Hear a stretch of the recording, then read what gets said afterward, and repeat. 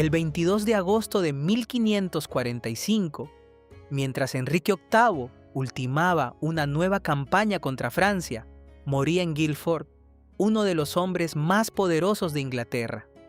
No llevaba una corona. Nunca ocupó el cargo de primer ministro. Tampoco fue el fundador de una dinastía. Y sin embargo, durante más de 35 años, disfrutó de un privilegio que muy pocos hombres conservaron en la corte Tudor: la confianza personal e inquebrantable de Enrique VIII. Su nombre era Charles Brandon, primer duque de Suffolk. Fue soldado, diplomático, comandante militar, administrador de vastos dominios y uno de los nobles más influyentes de su tiempo. Combatió junto al rey en Francia, representó a la corona en algunas de sus misiones más delicadas y participó en momentos decisivos de la historia inglesa. Mientras ministros, consejeros, aristócratas e incluso reinas caían víctimas de los cambios de humor del monarca o de las luchas por el poder, Brandon permaneció a su lado hasta el final de su vida, sobreviviendo a una corte donde el favor real podía perderse en cuestión de días. Sin embargo, la memoria popular rara vez recuerda esa extraordinaria trayectoria.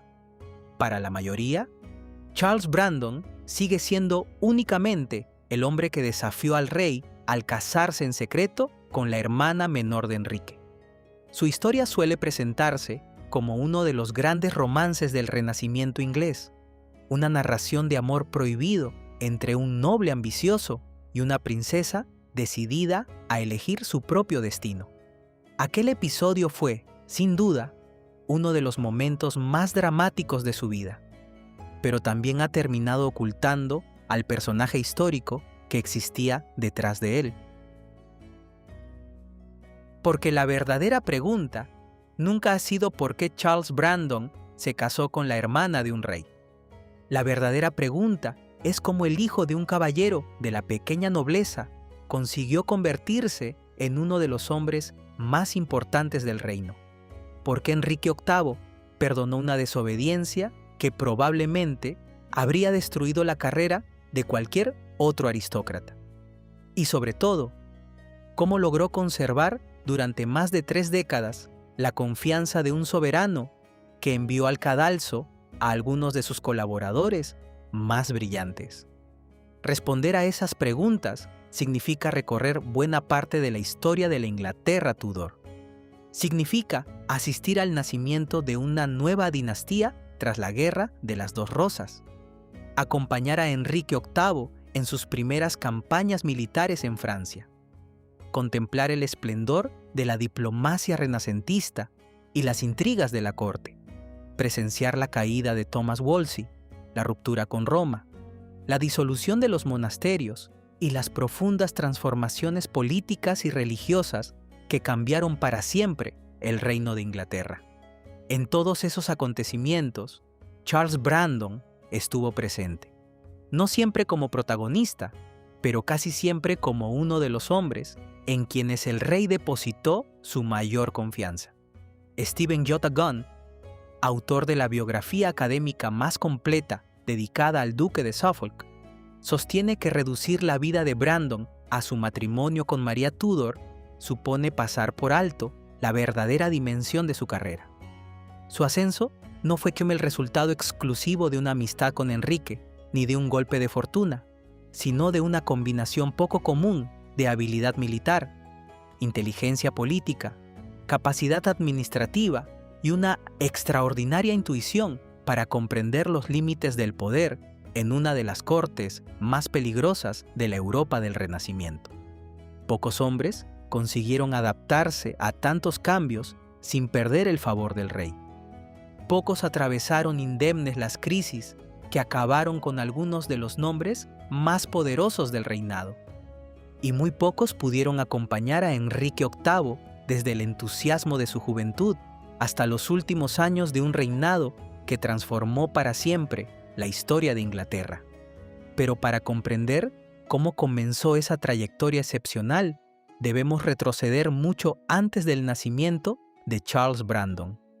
Debemos regresar al verano de 1485, cuando un caballero llamado William Brandon sostuvo el estandarte de un pretendiente casi desconocido llamado Enrique Tudor en un campo cercano a la localidad de Bosworth. Aquel día murió defendiendo a su señor. Sin saberlo, acababa de abrir el camino para que, una generación después, su hijo escribiera una de las carreras más extraordinarias de toda la historia Tudor. Mucho antes de que Charles Brandon se convirtiera en duque de Suffolk o compartiera la intimidad de Enrique VIII, el destino de su familia quedó ligado para siempre al de la casa Tudor en uno de los campos de batalla más célebres de la historia inglesa. Durante la segunda mitad del siglo XV, Inglaterra había vivido sumida en un largo periodo de inestabilidad conocido como la Guerra de las Dos Rosas. Más que un conflicto continuo, fue una sucesión de guerras civiles en las que distintas ramas de la casa de Plantagenet, los Lancaster y los York, lucharon por el control de la corona. A lo largo de 3 décadas, reyes fueron depuestos, herederos desaparecieron en circunstancias violentas y buena parte de la vieja aristocracia inglesa quedó devastada por una cadena interminable de traiciones, cambios de bando y enfrentamientos militares. Cuando parecía que el reino había encontrado cierta estabilidad, una nueva revuelta volvía a romper el equilibrio y arrastraba consigo a otra generación de nobles. Hacia 1485, aquella larga guerra se acercaba a su desenlace.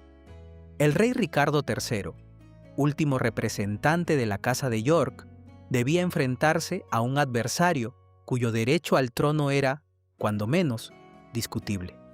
Se llamaba Enrique Tudor y llevaba casi 14 años viviendo en el exilio entre Bretaña y Francia. Sus posibilidades parecían escasas. Apenas contaba con un pequeño ejército formado por exiliados, mercenarios franceses y algunos nobles ingleses que habían decidido apostar por la última alternativa capaz de poner fin al conflicto. Si fracasaba, probablemente moriría en el campo de batalla. Si vencía, fundaría una nueva dinastía. El enfrentamiento tuvo lugar el 22 de agosto de 1485, cerca de la localidad de Bosworth. Entre los hombres que luchaban junto a Enrique Tudor se encontraba Sir William Brandon. Pertenecía a una familia de la pequeña nobleza, sin el prestigio de las grandes casas aristocráticas del reino, pero había permanecido fiel a Enrique durante los años de exilio. Aquella lealtad fue recompensada con uno de los mayores honores que podía recibir un caballero: portar el estandarte personal de su señor durante la batalla. No se trataba de una función ceremonial. En el caos del combate, la bandera permitía identificar el lugar donde se encontraba el comandante y servía de punto de referencia para sus tropas. Precisamente por ello, quien la sostenía se convertía también en uno de los principales objetivos del enemigo. Cuando Ricardo III lanzó su célebre carga de caballería con la intención de alcanzar personalmente a Enrique Tudor, William Brandon fue uno de los primeros hombres que encontró en su camino. Diversas crónicas contemporáneas afirman que murió defendiendo el estandarte de su señor y que fue el propio Ricardo quien acabó con su vida antes de continuar el ataque. La carga, sin embargo, fracasó. Poco después, el rey cayó muerto entre la confusión del combate y la batalla concluyó con la victoria del ejército Tudor.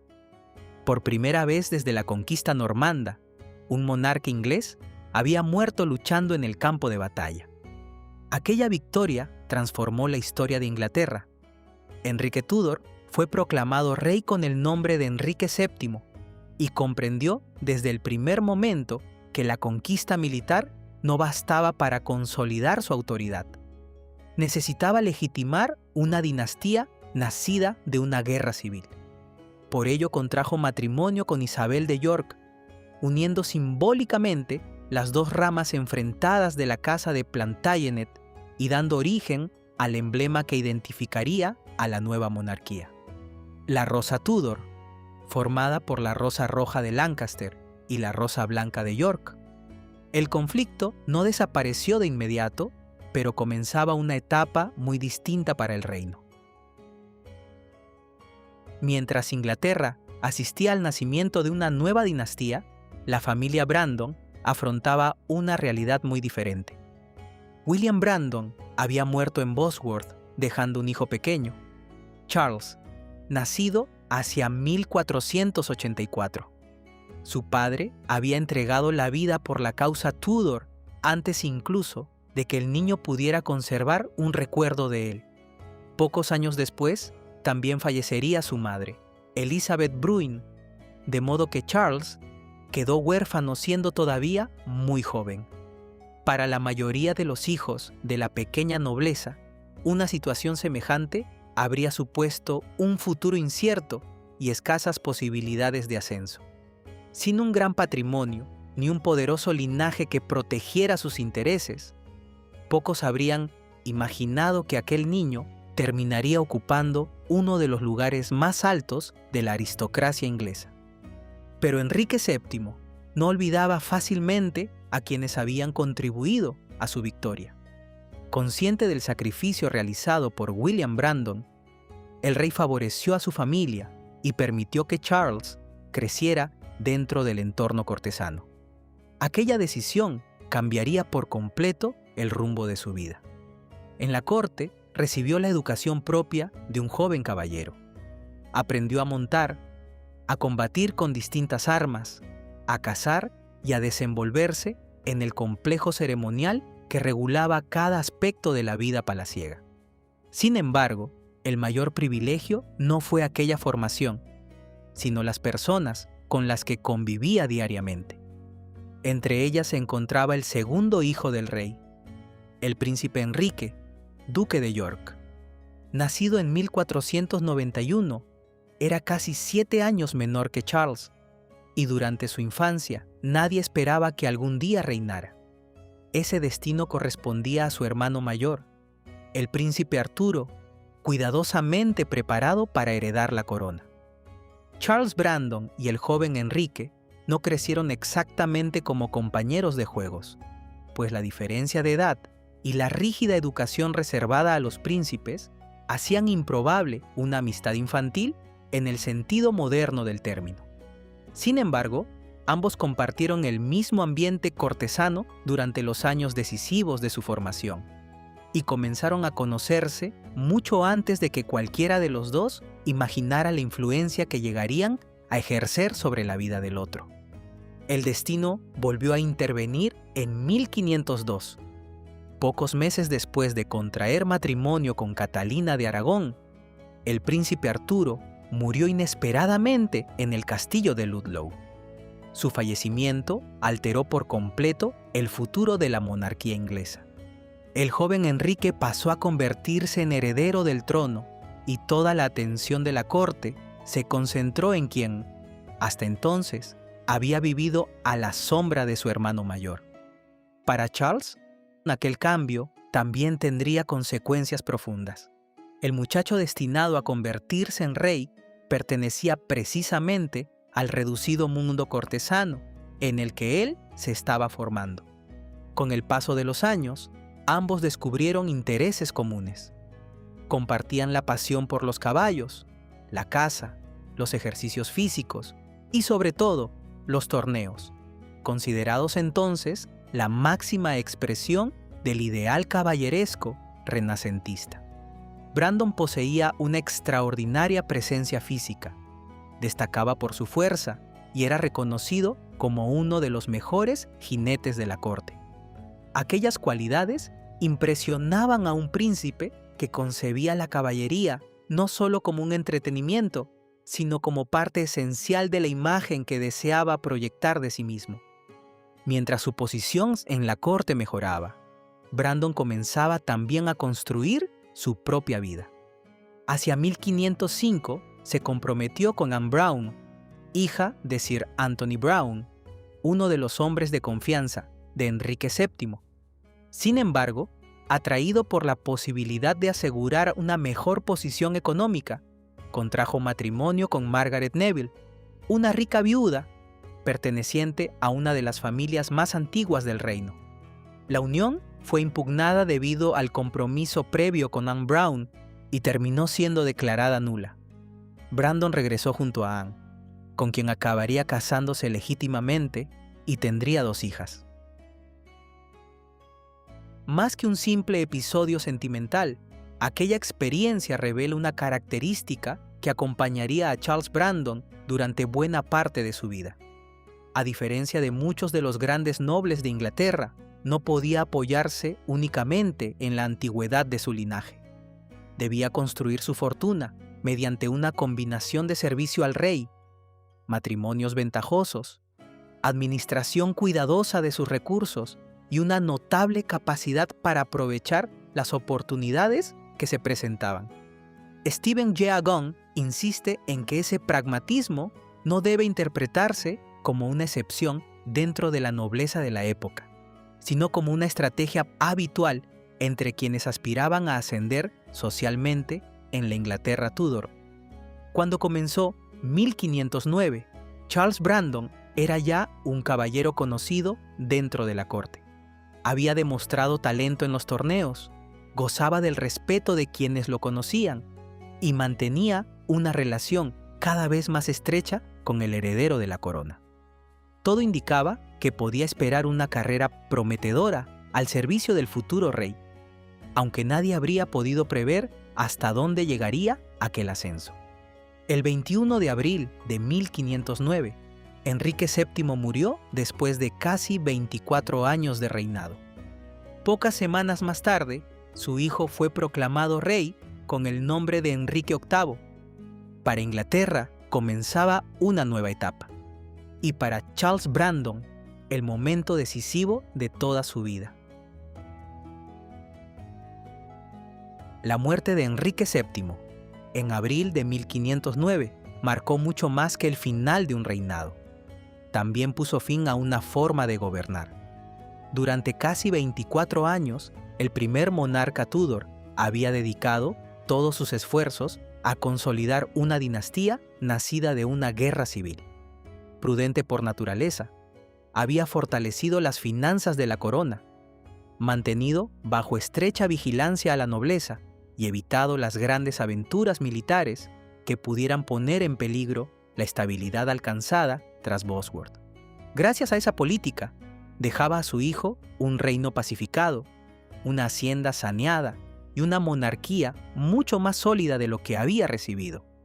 El nuevo rey contemplaba el mundo de una manera muy distinta.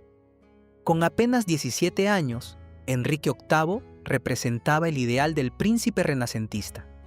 Alto, atlético y extraordinariamente carismático, impresionó desde el primer momento a los embajadores extranjeros, que no dejaron de elogiar su aspecto físico, su educación y su habilidad para las actividades caballerescas. Dominaba el latín y el francés, componía música, escribía tratados religiosos y disfrutaba de la poesía. Pero sobre todo, sentía una auténtica pasión por la caza, la equitación y los torneos. Donde su padre había visto prudencia, él veía gloria. Donde Enrique VII había preferido la estabilidad, su hijo soñaba con prestigio internacional y hazañas militares comparables a las de Enrique V. Aquella diferencia de carácter transformó inmediatamente la vida de la corte. Los años de austeridad dieron paso a un ambiente de extraordinario esplendor. Los palacios de Westminster, Greenwich y Richmond comenzaron a llenarse de músicos, artistas, embajadores y caballeros llegados de toda Europa. Se organizaron justas con una frecuencia desconocida durante el reinado anterior. Los banquetes adquirieron una magnificencia cada vez mayor y las mascaradas, bailes y espectáculos pasaron a formar parte habitual de la vida cortesana. Para Enrique no se trataba simplemente de entretenimiento.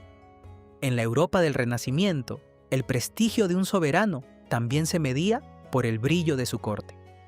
Cada torneo, cada ceremonia y cada recepción diplomática constituían una demostración pública del poder de la monarquía inglesa.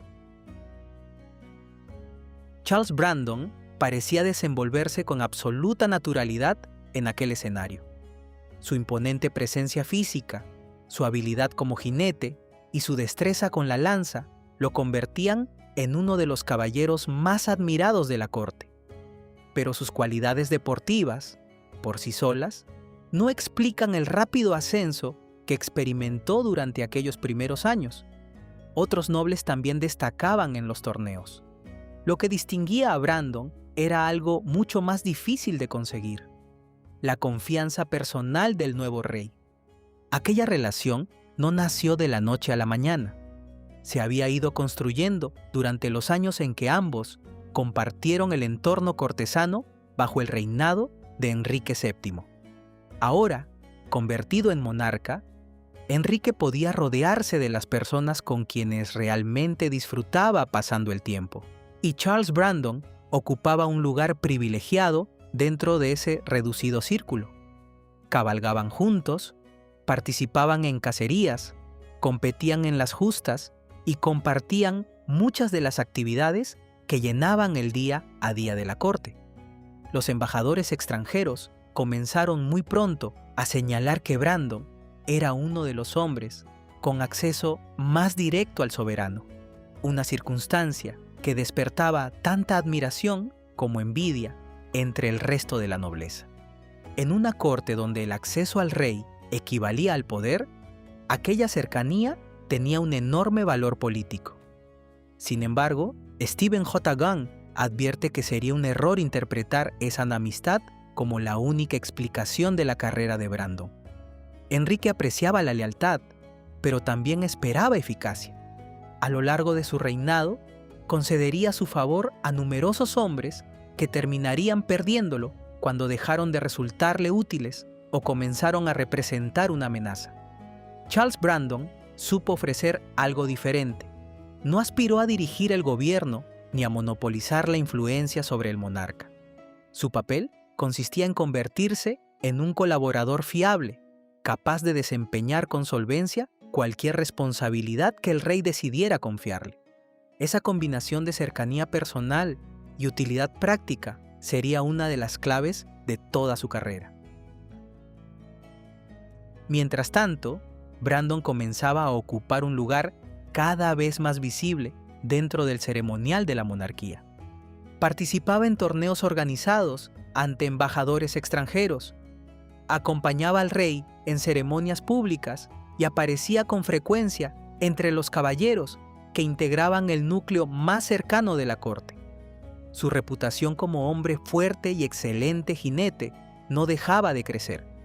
Los cronistas contemporáneos lo describen como un caballero de notable presencia, cualidad que, en una sociedad profundamente influida por los ideales caballerescos, tenía una importancia política nada desdeñable. La imagen pública de un noble formaba parte de su autoridad, y pocos proyectaban mejor que Brandon el modelo de caballero que Enrique deseaba para su reinado. Aquellos años también le permitieron tratar con frecuencia al resto de la familia real. Entre sus miembros se encontraba la princesa María, la hermana menor del rey. Educada para desempeñar un papel relevante en la diplomacia europea, María era considerada una de las princesas más admiradas de su generación. Inteligente, culta y célebre por su belleza, participaba en muchas de las ceremonias, banquetes y celebraciones organizadas por su hermano. Charles Brandon coincidía con ella con frecuencia en ese reducido mundo cortesano que giraba alrededor del soberano. La historiografía más popular ha convertido esos primeros encuentros en el inicio de una gran historia de amor. Sin embargo, las fuentes contemporáneas son mucho más prudentes. No existe evidencia que permita afirmar que ambos mantuvieran una relación sentimental durante estos años, ni sabemos cuándo comenzó exactamente el afecto que más tarde los uniría. Stephen J. Gunn insiste en distinguir cuidadosamente entre los hechos documentados y las reconstrucciones románticas elaboradas por cronistas posteriores, novelistas y producciones cinematográficas. Lo único que puede afirmarse con seguridad es que Charles Brandon y María Tudor se conocían bien, compartían el entorno más próximo al rey y pertenecían al mismo reducido universo cortesano. Mientras tanto, la posición de Brandon continuaba fortaleciéndose. En 1512, Enrique lo nombró Master of the Horse, o maestro de caballería, uno de los cargos más prestigiosos de la Casa Real. Aunque el título pueda sugerir funciones relacionadas únicamente con los caballos, la realidad era mucho más amplia. El responsable de ese puesto supervisaba el transporte del monarca, organizaba las cacerías reales, coordinaba numerosos actos ceremoniales y acompañaba al rey en muchas de sus actividades cotidianas. Era un cargo reservado a alguien cuya lealtad estuviera completamente fuera de toda duda, pues implicaba un contacto constante con la persona del soberano.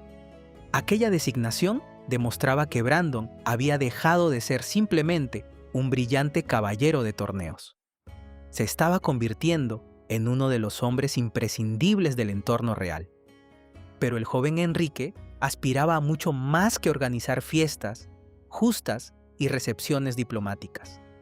Admiraba profundamente a los grandes reyes guerreros del pasado y estaba convencido de que Inglaterra debía recuperar el prestigio militar que había disfrutado durante la Guerra de los 100 años. Las oportunidades para demostrar el valor de sus caballeros ya no se limitarían a los campos de torneo. Muy pronto llegaría el momento de combatir en un verdadero campo de batalla. Y allí, Charles Brandon tendría la ocasión de demostrar que la confianza del rey estaba plenamente justificada. Cuando Enrique VIII ascendió al trono, soñaba con ser recordado como un gran rey guerrero. Admiraba profundamente la figura de Enrique V y estaba convencido de que Inglaterra debía recuperar el prestigio militar que había disfrutado durante la Guerra de los 100 años. Los torneos seguían siendo una magnífica demostración de valor caballeresco, pero para un monarca ambicioso no bastaban. La verdadera gloria solo podía alcanzarse en el campo de batalla. Charles Brandon compartía aquella visión. Durante los primeros años del reinado, había destacado como uno de los mejores jinetes de la corte y como un competidor excepcional en las justas organizadas por el rey. Sin embargo, la guerra exigía cualidades muy distintas. En combate no bastaban la fuerza física o la destreza con la lanza. Era necesario dirigir hombres, mantener la disciplina, organizar el abastecimiento y tomar decisiones bajo una presión que ningún torneo podía reproducir. Si Brandon deseaba consolidar la extraordinaria confianza que el soberano había depositado en él, debía demostrar que era tan valioso en campaña como lo era en la vida cortesana. La oportunidad llegó en 1513. Europa atravesaba uno de sus habituales periodos de rivalidad entre las grandes potencias.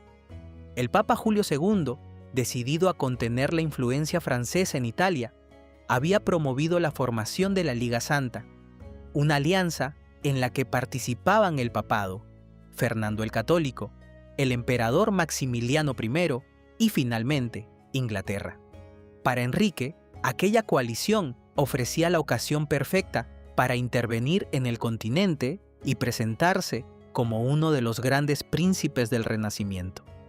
Durante el verano de aquel año, el rey cruzó el Canal de la Mancha al frente de un importante ejército. Era una decisión cargada de simbolismo. A diferencia de su padre, que había evitado las grandes expediciones militares, Enrique quería dirigir personalmente la campaña y compartir los riesgos de sus soldados.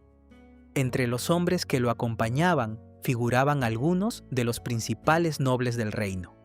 Y, muy cerca del monarca, se encontraba Charles Brandon. La campaña comenzó con el asedio de Teruán, una de las plazas fuertes francesas en el norte del país. Poco después, tuvo lugar el enfrentamiento que la historia recordaría como la Batalla de las Espuelas. El nombre no hacía referencia a la intensidad del combate, sino a la rapidez con la que la caballería francesa abandonó el campo. Según relataron los cronistas contemporáneos, los jinetes utilizaron más las espuelas para huir que las armas para combatir.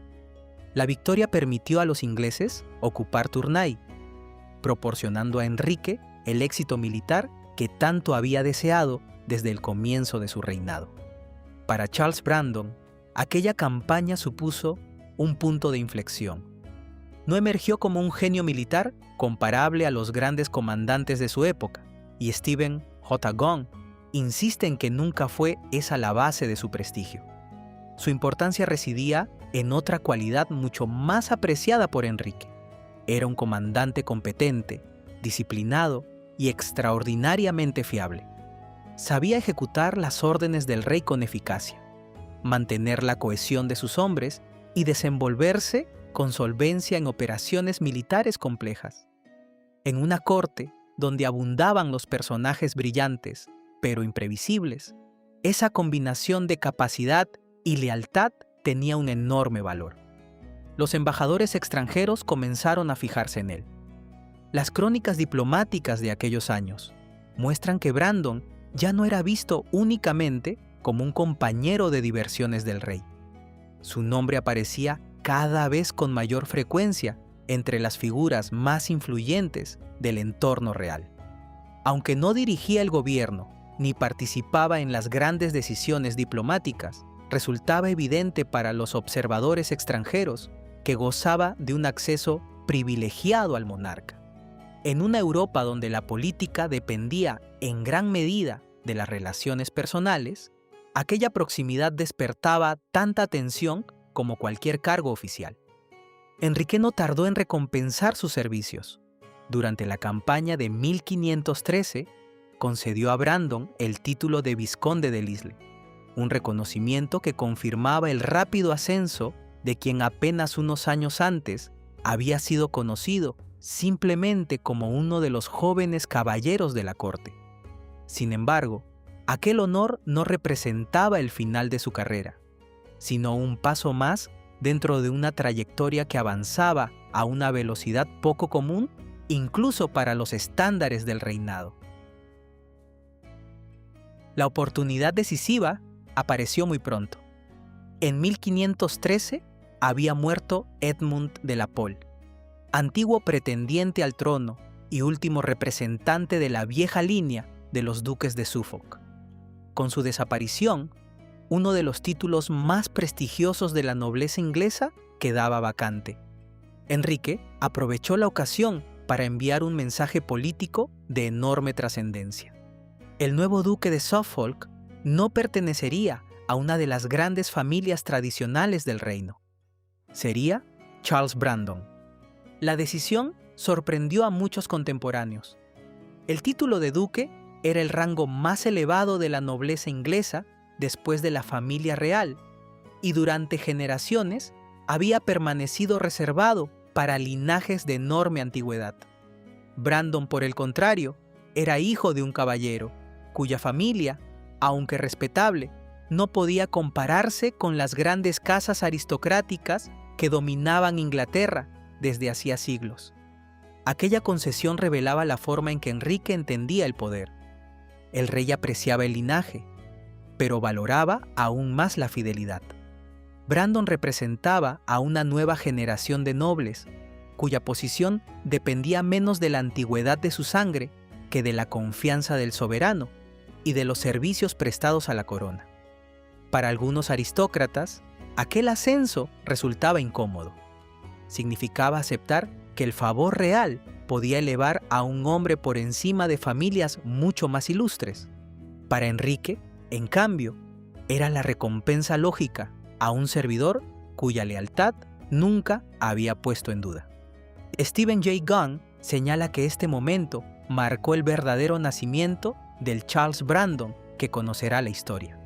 Hasta entonces había sido un cortesano excepcionalmente prometedor, un magnífico caballero y un compañero íntimo del rey. A partir de 1514, se convirtió en uno de los grandes magnates del reino. El ducado de Suffolk no solo le otorgaba prestigio, le abría las puertas del reducido grupo de hombres llamados a desempeñar un papel central en la política inglesa durante las décadas siguientes. Sin embargo, el acontecimiento que terminaría definiendo su vida no sería una victoria militar ni un nuevo título nobiliario. Ese mismo año, la diplomacia europea obligó a Enrique a utilizar a su hermana menor como pieza fundamental de una compleja negociación con Francia.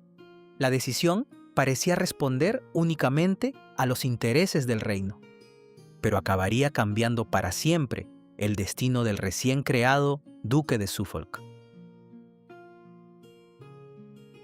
La campaña de 1513 había proporcionado a Enrique VIII el prestigio militar que tanto anhelaba, pero también había puesto de manifiesto los límites del poder inglés. Mantener un ejército en el continente resultaba enormemente costoso, y ninguno de los grandes protagonistas europeos estaba en condiciones de sostener una guerra indefinida. Como tantas veces ocurría en el Renacimiento, las armas terminaron dejando paso a la diplomacia. Y una vez más, la paz iba a construirse mediante un matrimonio. El elegido para representar a Francia fue Luis XII, un monarca veterano que llevaba más de 15 años ocupando el trono y cuya salud comenzaba a deteriorarse. La elegida por Inglaterra sería María Tudor, la hermana menor del rey. Desde su nacimiento, había sido consciente de que su futuro difícilmente dependería de sus propios deseos. Las princesas de sangre real eran, ante todo, instrumentos diplomáticos. Sus matrimonios servían para consolidar alianzas, sellar tratados o evitar guerras, y pocas podían aspirar a escoger libremente a su esposo. Los embajadores extranjeros coincidían en describir a María como una de las mujeres más admiradas de Europa. Su belleza era celebrada con frecuencia, pero también recibían elogios su educación, su inteligencia y el afecto que la unía a su hermano. Enrique sentía por ella una cercanía poco habitual, incluso dentro de una familia real, circunstancia que explica uno de los episodios más conocidos de toda esta historia. Según relatan varias fuentes contemporáneas, antes de aceptar el matrimonio con Luis XII, María obtuvo una promesa del rey. Si algún día quedaba viuda, podría elegir libremente a su siguiente marido. Es imposible saber con absoluta certeza cómo se desarrolló aquella conversación o hasta qué punto Enrique imaginó que tendría que cumplir su palabra. Luis era bastante mayor que la joven princesa y padecía diversos problemas de salud, pero nadie podía prever cuánto tiempo viviría. En cualquier caso, la promesa quedó asociada desde entonces a la figura de María y acabaría desempeñando un papel decisivo pocos meses más tarde. En octubre de 1514, la princesa llegó a Francia y fue coronada reina. Charles Brandon permaneció en Inglaterra. Con frecuencia, la literatura romántica y las producciones cinematográficas presentan este momento como la dolorosa separación de dos enamorados. Sin embargo, las fuentes contemporáneas son mucho más cautas. Stephen Yotuk Gunn recuerda que no poseemos pruebas suficientes para afirmar que ambos mantuvieran una relación sentimental antes del viaje de María. Es evidente que se conocían desde hacía años y que compartían el reducido mundo de la corte Tudor, pero cualquier intento de reconstruir sus sentimientos pertenece más al terreno de la ficción que al de la historia documentada. La estancia de María en Francia resultó sorprendentemente breve. En la noche del 31 de diciembre de 1514, apenas 3 meses después de la boda, Luis XII falleció. La joven reina, que aún no había cumplido los 19 años, se convertía de repente en viuda. Su situación era extraordinariamente delicada. Antes de abandonar Francia, debía respetar el periodo oficial de luto y permanecer bajo supervisión hasta comprobar que no estaba embarazada del difunto monarca. Mientras tanto, el nuevo rey francés, Francisco I, heredaba no solo el trono, sino también la responsabilidad de negociar el regreso de la reina viuda a Inglaterra. Una princesa Tudor seguía siendo un valioso instrumento diplomático, y su futuro interesaba tanto a París como a Londres. Enrique comprendió inmediatamente la importancia del momento. Era necesario recuperar las joyas pertenecientes a la corona inglesa, resolver las cuestiones económicas derivadas del matrimonio con Luis XII y garantizar el regreso seguro de su hermana antes de que pudiera convertirse en el centro de nuevas negociaciones matrimoniales. Para una misión de semejante importancia, el rey recurrió a uno de los hombres en quienes más confiaba, Charles Brandon. La elección decía mucho sobre la posición que el duque de Suffolk había alcanzado en apenas unos años. Enrique no enviaba simplemente a un diplomático experimentado, enviaba a un hombre cuya lealtad nunca había puesto en duda, alguien capaz de defender los intereses de la corona y de desenvolverse con soltura en una de las cortes más refinadas de Europa. Precisamente porque conocía la cercanía existente entre Brandon y María, el rey creyó necesario hacer una advertencia muy concreta. Las fuentes difieren en algunos detalles, pero coinciden en lo esencial. Antes de partir, Enrique prohibió expresamente a Brandon contraer matrimonio con la reina viuda durante su estancia en Francia. La orden no respondía únicamente a un posible sentimiento de celos o desconfianza. Un enlace semejante tenía enormes implicaciones políticas. Casarse con la hermana del rey sin autorización real suponía desafiar directamente la autoridad del soberano y alterar el delicado equilibrio diplomático que Inglaterra acababa de construir con Francia. Brandon aceptó aquellas instrucciones sin objeciones. Todo cuanto había conseguido durante los últimos años, sus títulos, su fortuna y su posición en la corte, dependía de la confianza del rey.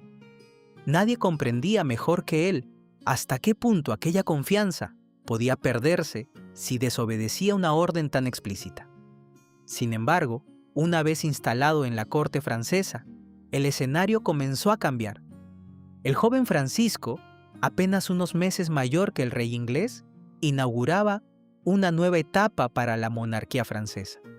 Ambicioso, brillante y profundamente identificado con los ideales caballerescos del Renacimiento, recibió cordialmente a Charles Brandon y pronto dejó entrever que no pondría obstáculos si la reina viuda decidía contraer matrimonio con el duque de Suffolk. Muy al contrario, aquella solución facilitaba el regreso de María a Inglaterra y eliminaba una posible fuente de tensiones entre ambas coronas. Por primera vez, Brandon comprendió que la situación escapaba al control de Enrique. También María era plenamente consciente de ello. Había sido enviada a Francia por razones de Estado y sabía que, si regresaba soltera a Inglaterra, volvería a convertirse en una pieza de negociación al servicio de la política internacional. Casarse con Brandon significaba asegurarse un futuro que, probablemente, por primera vez en su vida, dependería de una decisión propia y no de un tratado diplomático. Las conversaciones mantenidas entre ambos durante aquellos días no han llegado hasta nosotros. Precisamente, esa ausencia de testimonios ha permitido que, durante siglos, novelistas y guionistas llenaran los vacíos con escenas de amor apasionado, promesas secretas y despedidas melodramáticas. Stephen J. Gunn invita a adoptar una postura mucho más prudente.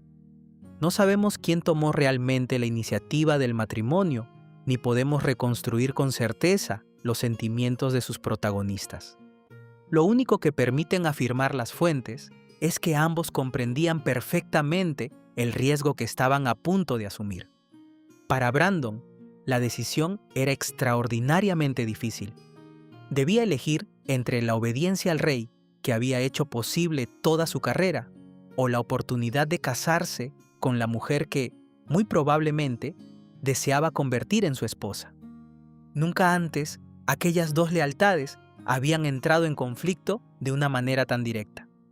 Muy pronto tendría que tomar una decisión, y cualquiera de las dos podía cambiar su vida para siempre. A comienzos de 1515, Charles Brandon y María Tudor se encontraban ante una decisión de la que dependía todo su futuro.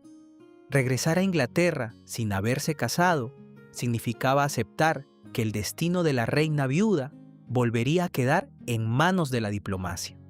Enrique podía utilizar nuevamente a su hermana para sellar otra alianza internacional, y nadie garantizaba que respetara la promesa hecha meses atrás antes de su partida hacia Francia.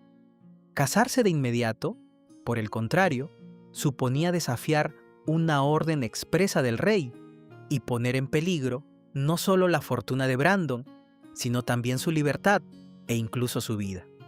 En la Inglaterra Tudor, contraer matrimonio con una princesa de sangre real sin autorización del soberano no era una simple desobediencia, era una cuestión que podía interpretarse como un desafío directo a la autoridad de la corona. Durante siglos, este episodio ha sido presentado como el triunfo del amor sobre la política. Sin embargo, Stephen Jay Gould propone una interpretación más compleja. Sin negar el afecto que existía entre ambos, recuerda que aquella decisión también respondía a un cálculo profundamente racional. María deseaba conservar el control sobre su propio futuro después de haber sido utilizada como pieza diplomática en el matrimonio con Luis XII. Brandon, por su parte, comprendía que, si dejaba escapar aquella oportunidad, probablemente nunca volvería a tenerla. Ambos actuaban movidos por sentimientos personales, pero también por una clara conciencia de las consecuencias políticas de cada alternativa. Mientras tanto, en Francia circulaban rumores de que María contraería matrimonio con Antoine, duque de Lorena, o con el duque de Saboya. En cierto momento, incluso el rey Francisco, quizás con la esperanza de que falleciera su esposa, figuró entre los pretendientes de María durante la primera semana de su viudez. Esta última afirmó haberle brindado su confianza precisamente para evitar sus insinuaciones amorosas. Un par de frailes franceses llegaron incluso a advertir a María que no debía casarse con Brandon, pues éste tenía tratos con el diablo. Hasta que finalmente tomaron una decisión. María y Charles Brandon se casaron en secreto en el Hotel de Cluny de París, el 3 de marzo de 1515, en presencia de tan solo 10 personas, entre ellas el rey francés. No conocemos todos los detalles de la ceremonia, ni la identidad exacta de quienes estuvieron presentes. Las fuentes contemporáneas discrepan sobre algunos aspectos, pero coinciden en lo esencial. El enlace se celebró antes de que Enrique otorgara el permiso que había exigido expresamente. En ese instante, Brandon arriesgó todo cuanto había construido durante más de una década. Su ascenso había dependido siempre del favor del rey. Era duque de Suffolk, porque Enrique había querido elevarlo por encima de nobles de linajes mucho más antiguos. Ocupaba una posición privilegiada en la corte, porque el monarca confiaba plenamente en él. Si aquella confianza desaparecía, también podían desaparecer sus títulos, sus propiedades y su futuro político. Pocos hombres tenían tanto que perder. La noticia llegó rápidamente a Inglaterra. La reacción inicial de Enrique fue de auténtica indignación. No resulta difícil comprender el motivo. Más allá del afecto que pudiera sentir por su hermana o por Brandon, el rey veía cuestionada su autoridad.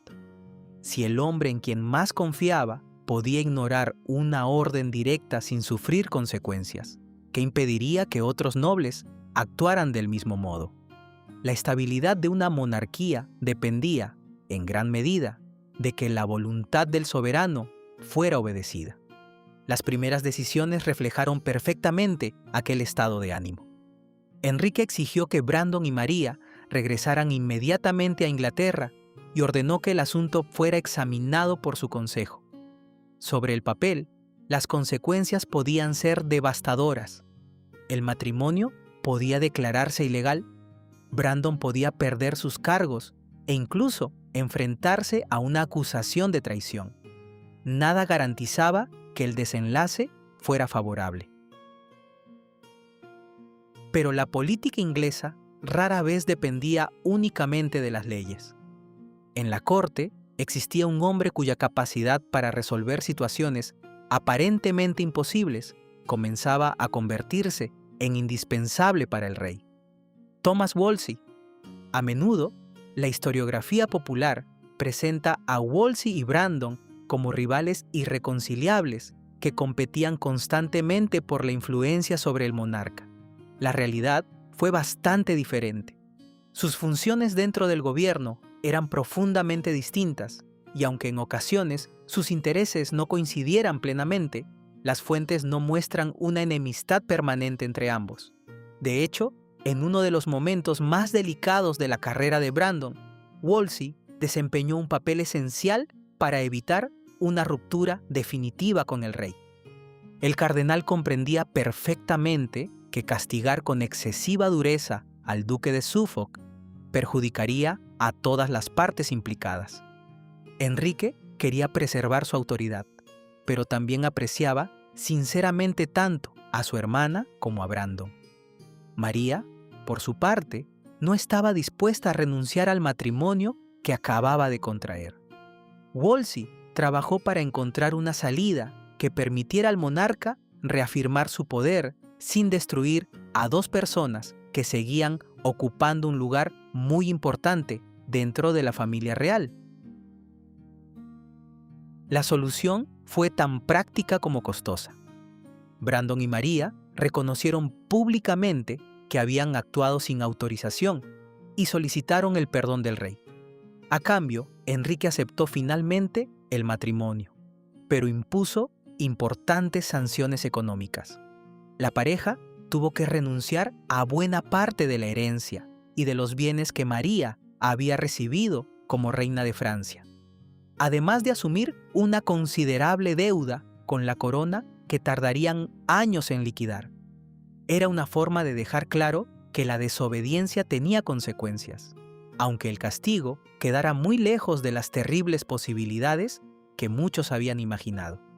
La pareja contrajo matrimonio públicamente en Greenwich Hall el 13 de mayo de 1515, en presencia del rey y de toda la corte.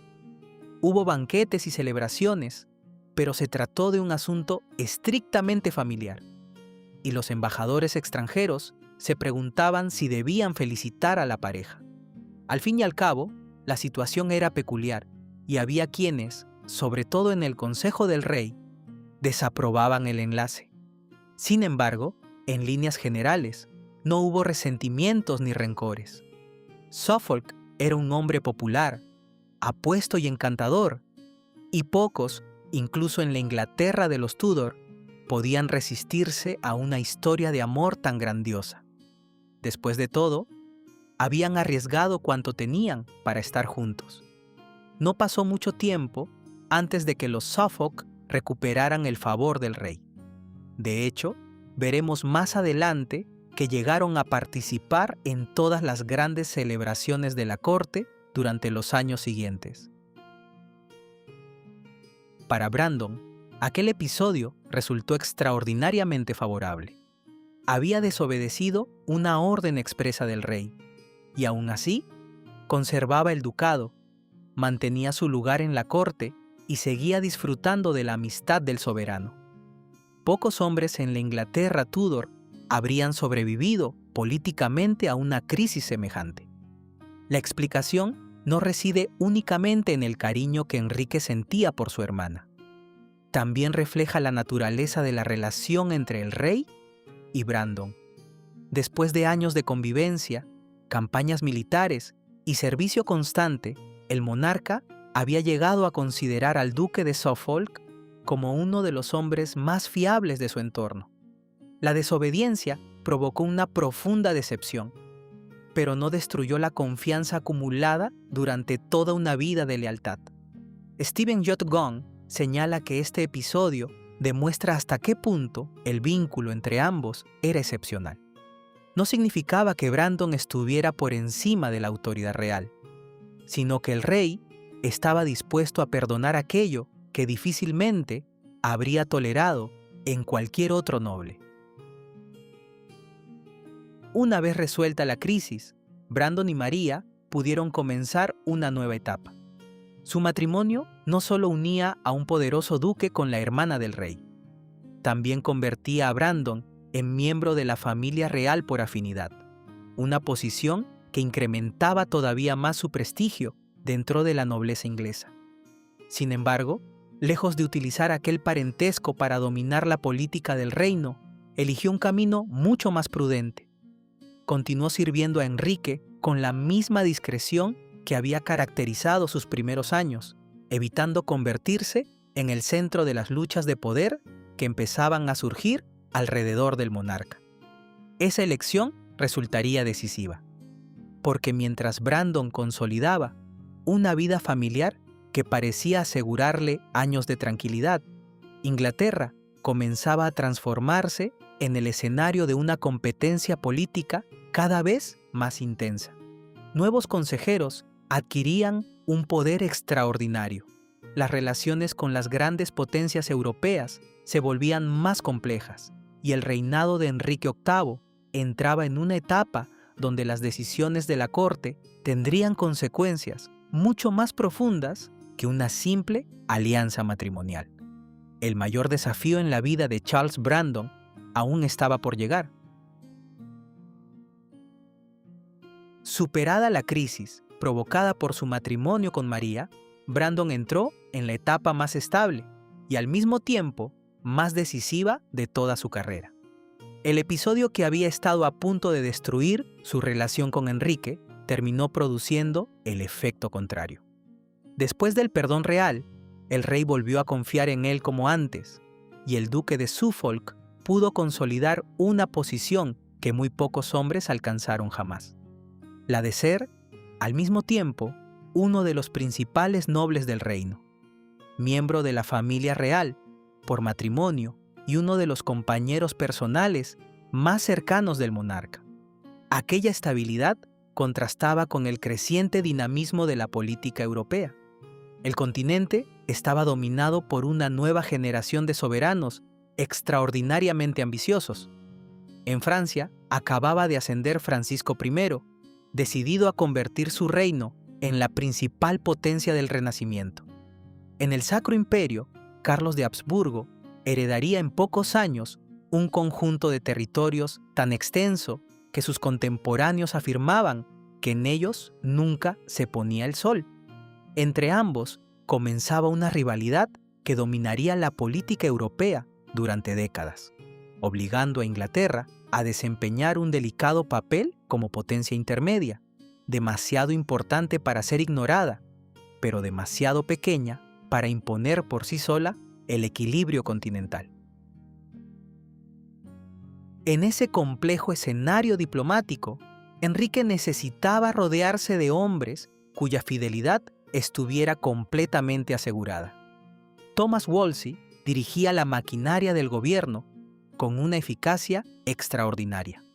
Embajadores y juristas negociaban tratados con las principales cortes europeas.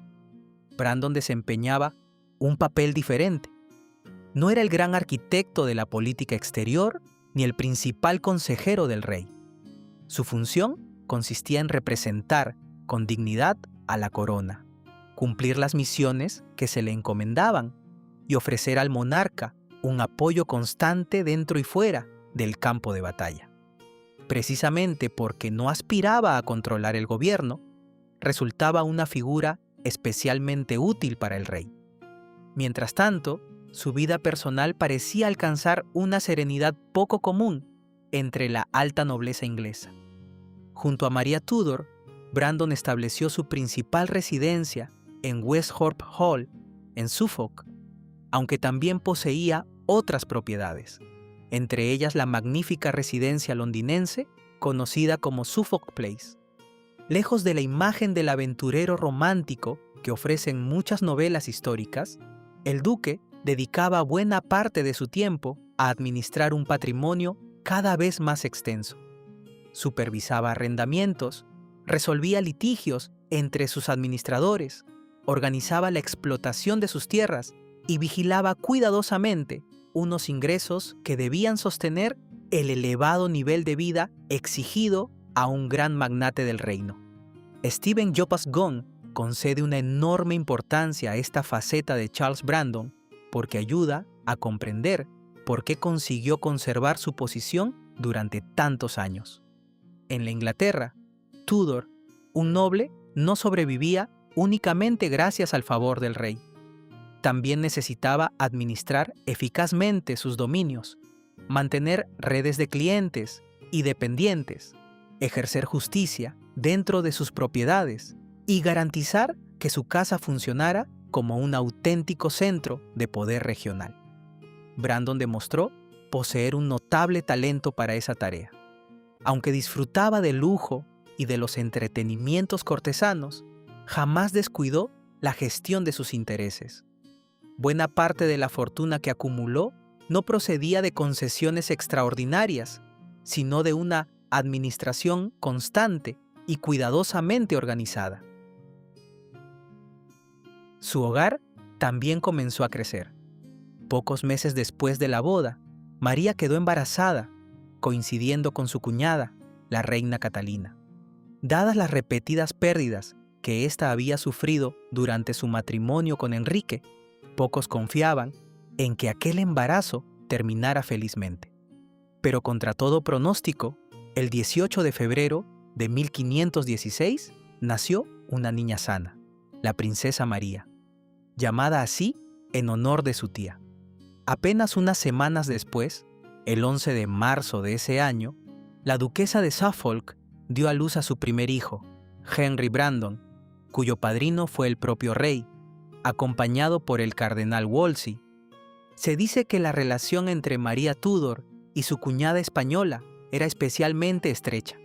Habían compartido buena parte de su juventud y ambas comprendían la presión que suponía dar un heredero varón a la dinastía. En 1517, cuando Catalina emprendió una peregrinación para implorar el nacimiento de un hijo, María la acompañó en señal de apoyo. Aquel mismo año, mientras regresaba a Westhorpe Hall, la duquesa se puso de parto y el 16 de julio de 1517 nació su segunda hija, Frances Brandon, destinada a desempeñar un papel decisivo en la historia de Inglaterra al convertirse en madre de Lady Jane Grey, la efímera y desdichada reina de los 9 días. 2 años más tarde, en 1519, nació Eleanor Brandon, futura esposa de Henry Clifford, segundo conde de Cumberland.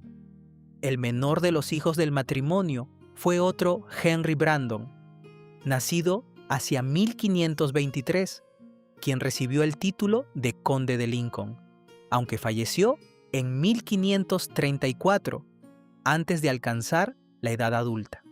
El primogénito, Henry Brandon, tampoco sobreviviría mucho tiempo, pues murió en 1522, con apenas 6 años. Mientras la familia crecía, María continuó desempeñando un papel destacado en la vida cortesana. En 1518 asistió al compromiso entre su pequeña sobrina y el delfín de Francia, y 2 años después acompañó a su hermano en el célebre campo del paño de oro. María era la tercera esposa de Brandon.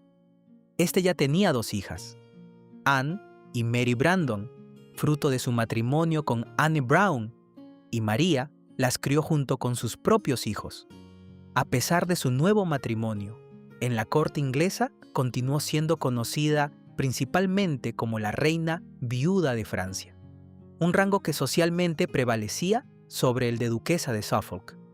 La familia pasó gran parte de aquellos años en Westhorpe Hall, la residencia campestre de Brandon en Suffolk, donde disfrutó de una vida relativamente tranquila, alejada de las intrigas cotidianas de la corte. Y mientras la vida familiar de los duques de Suffolk parecía consolidarse, la política europea ofrecía una nueva oportunidad para exhibir el prestigio de Inglaterra. En 1520, Enrique VIII y Francisco de Francia acordaron celebrar una reunión sin precedentes cerca de Calais. Durante varias semanas, ambos monarcas competirían en lujo, ceremonias y demostraciones de magnificencia en un encuentro que la historia recordaría como el campo del paño de oro. Nunca antes Europa había contemplado un espectáculo semejante. Palacios provisionales, cubiertos de telas doradas, fuentes de las que emanaba vino, banquetes casi ininterrumpidos, torneos, cacerías, representaciones teatrales y ceremonias cuidadosamente diseñadas convirtieron aquella reunión en la máxima expresión de la cultura cortesana del Renacimiento. Más que negociar tratados concretos, ambos reyes pretendían exhibir la riqueza, la sofisticación y el prestigio de sus respectivas monarquías ante toda Europa. Charles Brandon ocupó un lugar destacado en aquel escenario. Participó en las justas, acompañó al rey durante las ceremonias oficiales y contribuyó a proyectar la imagen caballeresca que Enrique deseaba ofrecer ante el rey francés. Los cronistas destacaron nuevamente su presencia física y su habilidad en los ejercicios ecuestres, cualidades que seguían convirtiéndolo en uno de los caballeros más admirados de la corte inglesa.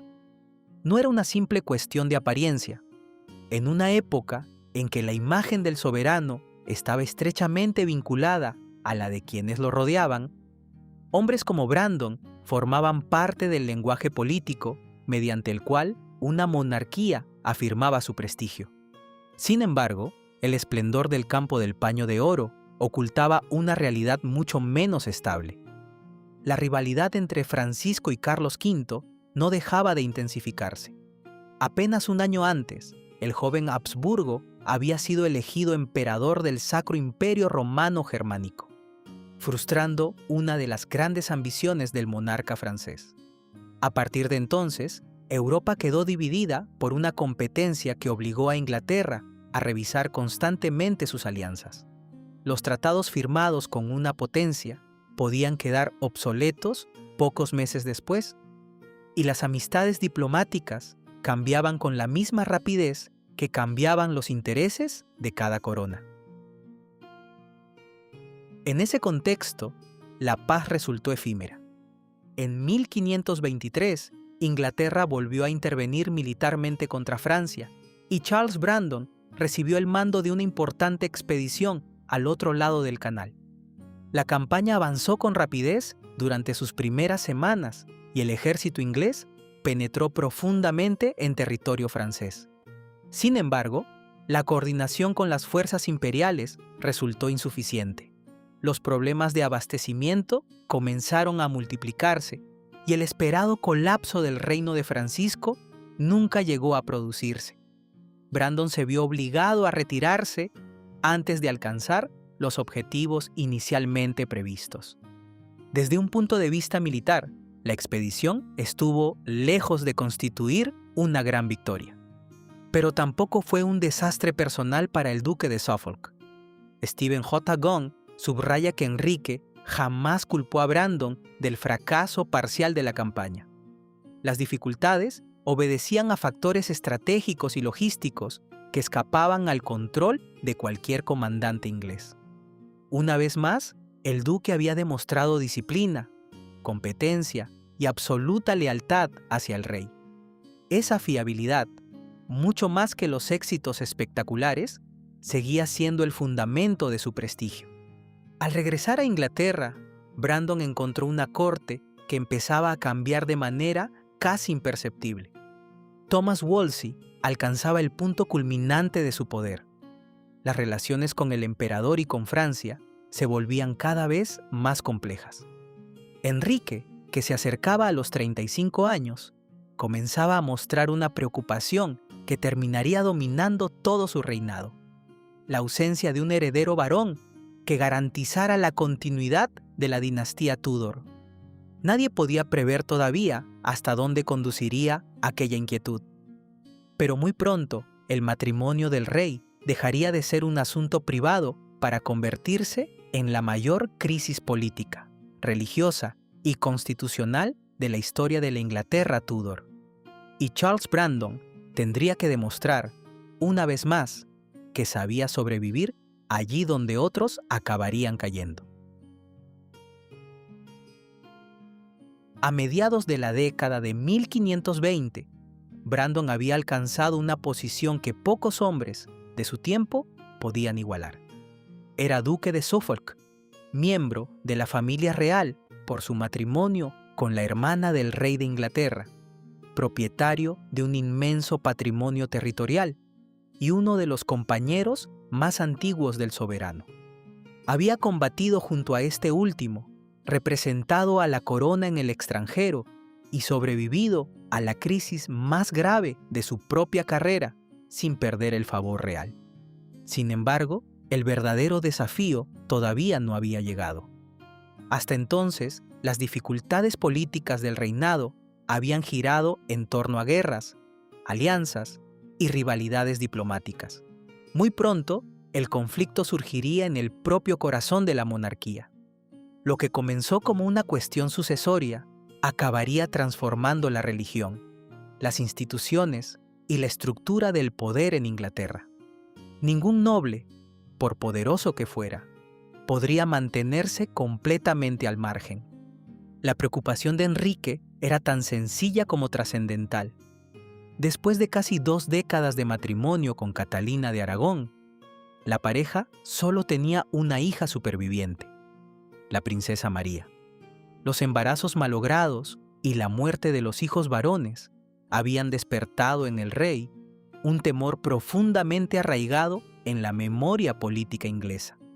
Apenas una generación antes, la Guerra de las Dos Rosas había demostrado hasta qué punto una sucesión incierta podía sumir al reino en décadas de violencia.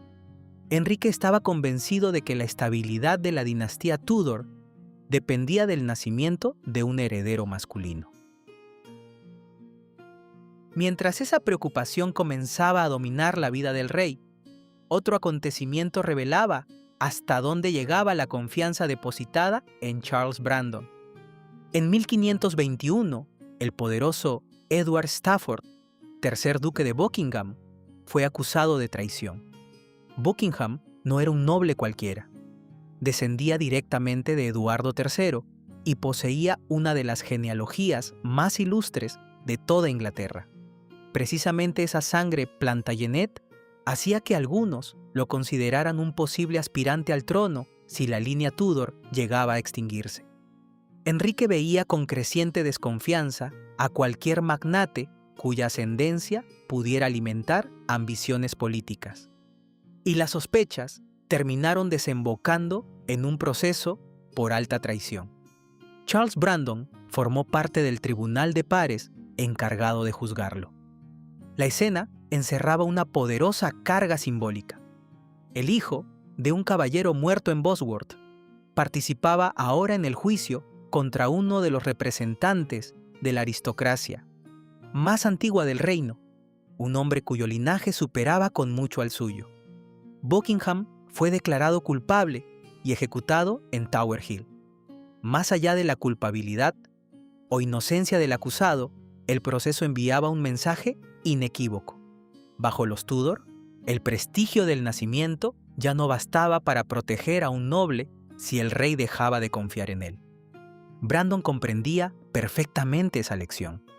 Su propio poder no descansaba sobre una antiquísima genealogía, sino sobre algo mucho más frágil y al mismo tiempo mucho más sólido: la confianza personal del soberano. Mientras esa confianza existiera, ningún linaje podía competir con él. Si algún día desaparecía, tampoco habría sangre ilustre que pudiera salvarlo. Poco después, comenzó la crisis que dominaría el resto del reinado. En 1525, Catalina de Aragón tenía ya 40 años. Había dado a luz a la princesa María 9 años antes, y tras una sucesión de embarazos fallidos y pérdidas, resultaba cada vez más evidente que no tendría más hijos. Para Enrique, aquello suponía un problema de Estado. La dinastía Tudor apenas contaba con 40 años de existencia, y el rey temía dejar como única heredera a una princesa. Sabías además que el problema no parecía residir en él. En 1519, su amante Bessie Blount había dado a luz a un hijo varón, Henry Fitzroy, a quien reconoció públicamente. En el verano de ese mismo año, el muchacho fue creado duque de Richmond y Somerset en una fastuosa ceremonia a la que asistió Brandon. Aquel mismo día, el hijo menor de este recibió el título de conde de Lincoln, un nuevo gesto del favor que Enrique seguía dispensando a su viejo amigo. La ceremonia resultó profundamente dolorosa para la reina Catalina. Consideró que el extraordinario reconocimiento concedido al hijo ilegítimo del rey suponía una humillación para ella y para su propia hija. Tras discutir con Enrique, este respondió apartando de su servicio a 3 de sus damas favoritas, un episodio que evidenciaba el creciente deterioro de su matrimonio. Mientras tanto, la duquesa de Suffolk observaba con preocupación el rumbo que tomaban los acontecimientos. Su salud se había resentido desde que contrajo la enfermedad del sudor en 1518, de la que nunca llegó a recuperarse completamente, y contemplaba con inquietud la actitud cada vez más distante de su hermano hacia Catalina, con quien mantenía una estrecha amistad. Fue en ese contexto cuando comenzó el gran asunto del rey. Convencido de que su matrimonio con Catalina contrariaba la voluntad divina y profundamente enamorado de Ana Bolena, Enrique solicitó al Papa Clemente VII la anulación de su matrimonio. Desde el punto de vista del rey, no se trataba únicamente de un deseo personal. Estaba convencido de que la ausencia de un heredero varón legítimo era un castigo de Dios por haberse casado con la viuda de su hermano Arturo, pese a la dispensa papal concedida años antes. Pero la situación internacional hacía casi imposible satisfacer aquella petición. Tras el saqueo de Roma en 1527, el Papa se encontraba bajo una enorme presión política del emperador Carlos V, sobrino de Catalina. Conceder la anulación significaba enfrentarse directamente al gobernante más poderoso de Europa. Retrasar la decisión parecía, para Clemente, la opción más prudente. Durante años, Thomas Wolsey intentó resolver el problema mediante la negociación. La tradición popular suele presentar este periodo como una lucha constante entre Wolsey y Brandon por dominar la voluntad del rey. Stephen Jay Gould ofrece una imagen mucho más matizada. Ambos desempeñaban funciones distintas y, lejos de convertirse en enemigos permanentes, colaboraron con frecuencia dentro del mismo gobierno. Brandon nunca intentó sustituir al cardenal como principal ministro de la corona, ni mostró interés por controlar la compleja maquinaria administrativa que Wolsey dirigía con extraordinaria eficacia. Sin embargo, cuando el proceso comenzó a fracasar, la tensión se hizo evidente. Durante una sesión del Tribunal Legatino de Blackfriars, en el verano de 1529, Brandon golpeó la mesa con la mano y exclamó: «Por Dios. Ahora veo que el viejo dicho era cierto. Jamás hubo un legado ni un cardenal que hiciera bien en Inglaterra». Wolsey, herido por aquellas palabras, respondió de inmediato que, si él no hubiera intervenido años antes para reconciliarlo con el rey tras su matrimonio secreto con la hermana de este, Brandon probablemente habría perdido la cabeza. Cuando el cardenal fracasó definitivamente en obtener la anulación, perdió la confianza de Enrique. En 1529 fue apartado del poder, y Suffolk, cuya influencia aumentó tras su caída, fue enviado junto con el duque de Norfolk para exigirle la entrega del Gran Sello. Es posible que el rey eligiera a Brandon para aquella misión precisamente por el parentesco y la antigua relación que los unían. Un año después, Wolsey fue acusado de traición y convocado a Londres, pero murió durante el viaje, en noviembre de 1530. Su caída causó una profunda impresión en la corte. Durante casi 2 décadas, había aparecido el hombre más poderoso de Inglaterra después del propio monarca, y ahora desaparecía de la escena política con la misma rapidez con la que caerían otros favoritos del rey. Charles Brandon contempló aquel desenlace desde una posición muy diferente. No heredó el poder de Wolsey porque nunca había aspirado a ocupar su lugar. Esa diferencia resultó decisiva. Mientras otros cortesanos interpretaban cada vacío de poder como una oportunidad para aumentar su influencia, Brandon siguió desempeñando el papel que mejor conocía: servir al rey sin intentar monopolizar sus decisiones. Esa actitud, aparentemente poco ambiciosa, acabaría siendo una de las razones fundamentales de su supervivencia política. La ruptura con Roma terminó convirtiéndose en una realidad. En 1531, Enrique desterró a Catalina de la corte. Él y Ana estaban constantemente juntos y no ocultaba su intención de casarse con ella. Los duques de Suffolk no veían esto con buenos ojos, pero ¿qué podían hacer? Dependían de Enrique para todo. María hizo un comentario mordaz sobre Ana a principios de 1532 y se negó a acompañar a Enrique y a Ana en una visita de estado a Francia. Por su parte, Brandon advirtió a Enrique de que Ana podría haberse acostado con Sir Thomas Wyatt. Pero eso fue todo lo que se atrevieron a hacer. Los duques se preocupaban más por su propia familia. Por aquel entonces, las hijas que Suffolk había tenido con Anne Brown ya estaban casadas con hombres de la nobleza. La hija mayor que tuvo con María, Lady Frances, estaba prometida con Henry Grey, tercer marqués de Dorset. Esta boda se celebró en la residencia de los Suffolk en Londres. Fue la última visita de María a la ciudad. Su salud se deterioraba cada vez más y se sentía incómoda junto a su hermano, pues ya no gozaba de su favor con certeza. Enrique se había casado con Ana Bolena, que estaba embarazada en una ceremonia secreta. Suffolk fue el encargado de organizar la coronación de la nueva reina. Por ello, no se encontraba junto a su esposa cuando ésta falleció tranquilamente en su hogar de Westhorpe, el 25 de junio de 1533. Tenía 37 años. Su muerte no se consideró una noticia importante.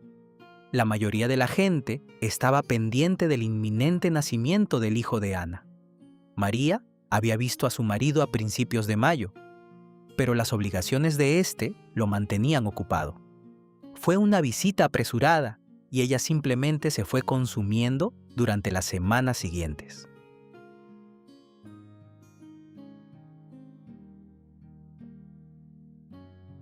Entre 1533 y 1534, Enrique contrajo matrimonio con Ana, rechazó la autoridad papal y promovió una serie de leyes que culminaron en el Acta de Supremacía, mediante la cual el rey fue reconocido como cabeza suprema de la Iglesia de Inglaterra. La separación de Roma no nació inicialmente como un intento de crear una nueva confesión religiosa, sino como una solución política y jurídica al problema del matrimonio real. Sin embargo, sus consecuencias transformarían para siempre la historia inglesa. Como hemos visto, Brandon apoyó todas las decisiones del rey.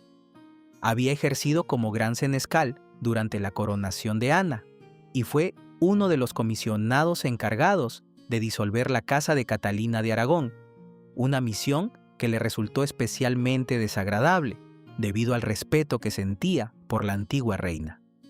Tampoco existen indicios de que actuara movido por un fervor reformista comparable al de algunos de sus contemporáneos. Tampoco desempeñó el papel de gran ideólogo de la nueva iglesia inglesa. Su respaldo respondía, sobre todo, a una convicción que había guiado toda su carrera: el deber de sostener la autoridad del soberano. Para Brandon, servir fielmente a su rey significaba respaldar las decisiones que éste consideraba necesarias para la estabilidad del reino. Esa fidelidad volvió a ponerse a prueba en 1536. La peregrinación de gracia, la mayor rebelión del reinado, reunió en el norte de Inglaterra a decenas de miles de hombres que rechazaban las reformas religiosas, la disolución de los monasterios y la creciente centralización del poder real. El levantamiento representó la amenaza interna más grave que Enrique había afrontado desde su ascenso al trono. Brandon permaneció del lado del rey. Su participación en la respuesta de la corona confirmó, una vez más, que podía confiarse en él incluso en los momentos más delicados. Mientras otros nobles vacilaban o intentaban proteger sus propios intereses, el duque de Suffolk volvió a situarse donde siempre había estado, junto al soberano. Resulta difícil encontrar un contraste más revelador. Thomas Wolsey había caído en desgracia. Thomas More perdió la vida por negarse a reconocer la supremacía real. Ana Bolena, que había transformado el destino del reino, terminaría en el cadalso. Años después, también Thomas Cromwell, el gran arquitecto administrativo de la Reforma inglesa, conocería el mismo final. Charles Brandon sobrevivió a todos ellos. Stephen J. Gunn sostiene que esa continuidad no fue fruto de la casualidad, ni de una fortuna extraordinaria. Brandon comprendió algo que muchos de sus contemporáneos nunca llegaron a entender. El favor de Enrique no podía convertirse en una plataforma para acumular un poder independiente. Mientras otros ministros terminaron identificándose con sus propias políticas, facciones o proyectos personales, Brandon jamás dejó de presentarse como lo que había sido desde su juventud: un servidor del rey. Sabía cuándo hablar y cuándo guardar silencio. Sabía cuándo asumir responsabilidades y cuándo dejar que otros dirigieran el gobierno. Y sobre todo, comprendió que ningún éxito justificaba eclipsar al hombre que se lo había concedido todo.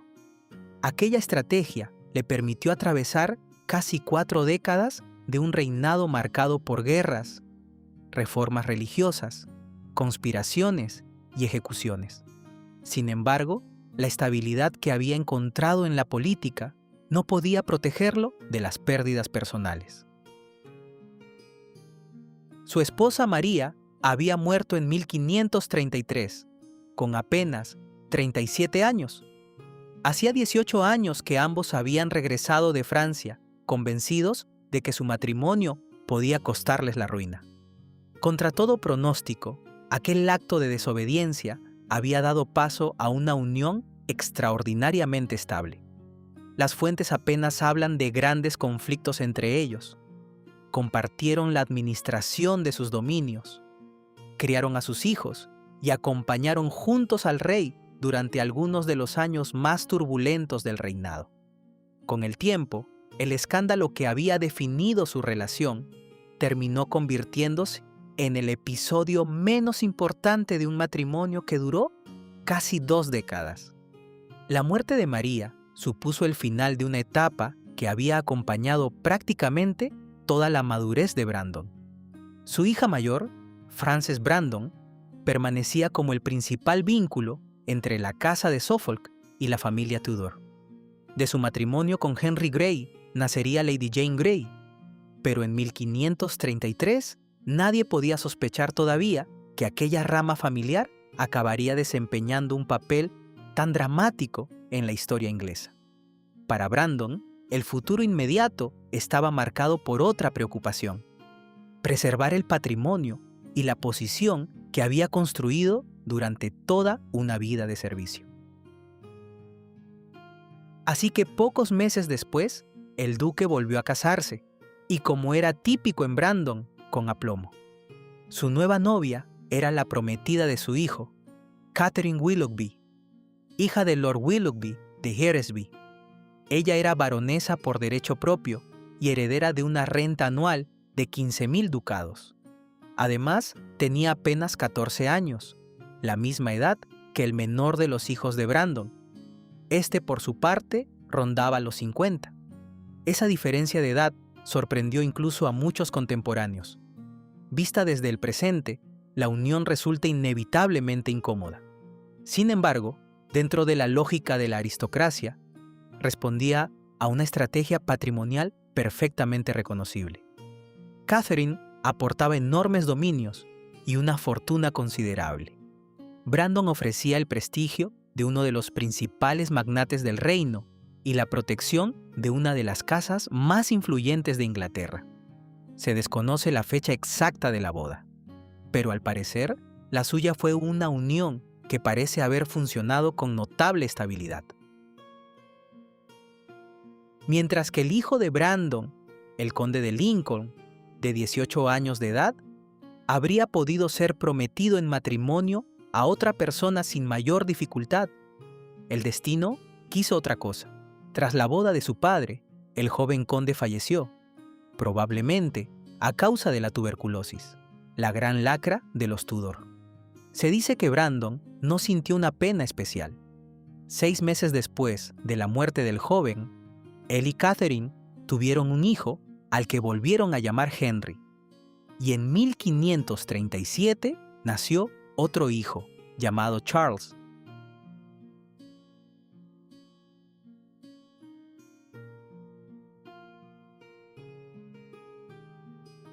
Stephen J. Gunn señala que, con el paso de los años, Brandon dedicó cada vez más tiempo a administrar sus extensas propiedades, supervisar a sus administradores, resolver litigios y consolidar la posición económica de la casa de Suffolk. El joven caballero, que había brillado en los torneos reales, se había convertido en uno de los grandes magnates del reino, responsable de miles de acres de tierra, de decenas de arrendatarios y de una compleja red de obligaciones señoriales. Esa faceta suele quedar eclipsada por su amistad con el rey, pero fue una de las principales razones de la solidez de su fortuna y de la influencia que ejercía mucho más allá de la corte. Tras su matrimonio con Catherine Willoughby, el centro de gravedad de su vida también comenzó a desplazarse hacia Lincolnshire, donde se concentraban buena parte de los dominios de su nueva esposa. Enrique favoreció aquel cambio y Brandon estableció allí la base de su poder, repartiendo su tiempo entre residencias como Tattershall y Grimsthorpe. La corte seguía ocupando un lugar importante en su vida, pero cada vez era más evidente que el veterano soldado se había convertido también en un gran administrador de sus estados. Precisamente, esas responsabilidades también lo situaron en el centro de algunos de los episodios más delicados del reinado. A finales de 1533, Enrique le encomendó comunicar a Catalina que dejaría de ser reconocida como reina y que, en adelante, sería tratada únicamente como princesa viuda de Gales. Catalina rechazó la orden y se negó a abandonar Bugden.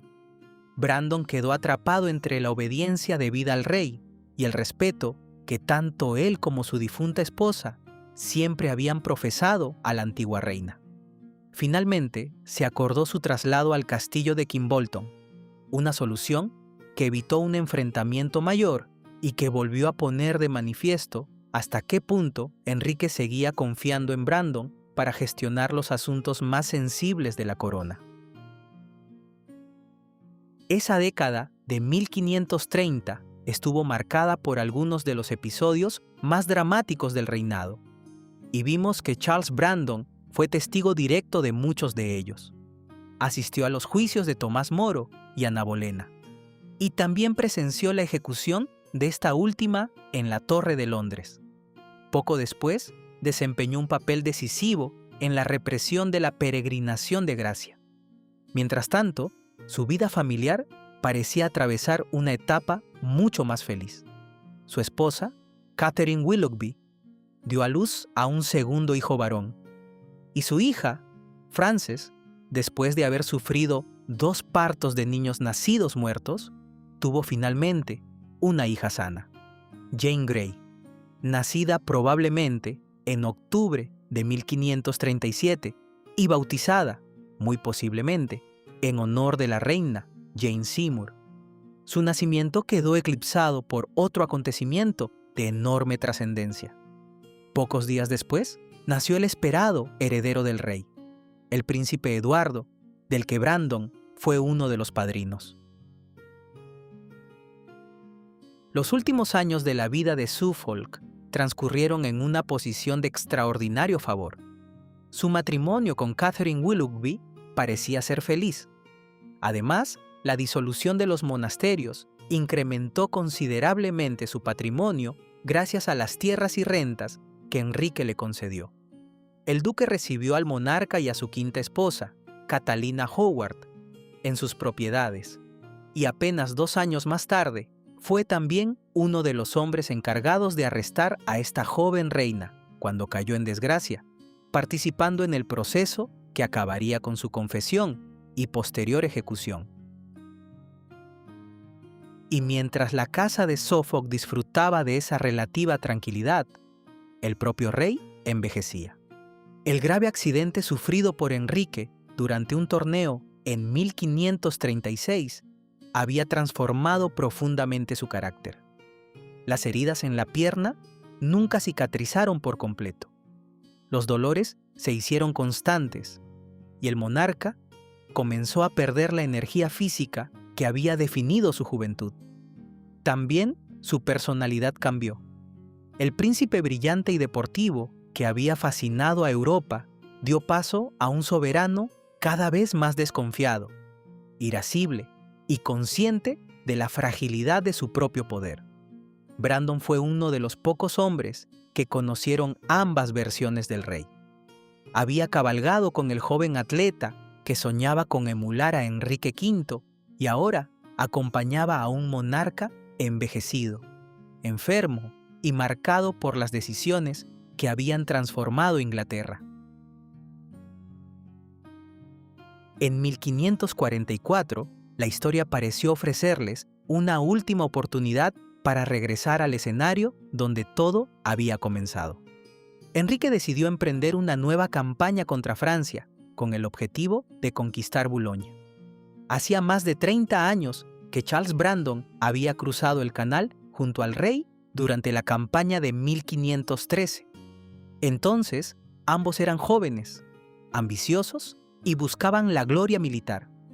Ahora, los 2 hombres cabalgaban con cuerpos muy distintos y con una experiencia imposible de imaginar en aquellos primeros años.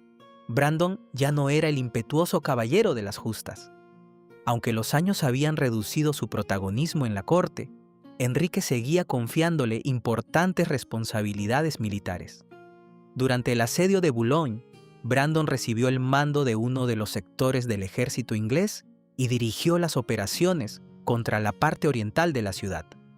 Bajo su dirección fueron ocupadas varias posiciones estratégicas, entre ellas la fortificación conocida por los ingleses como The Old Man y, posteriormente, la ciudad baja de Boulogne.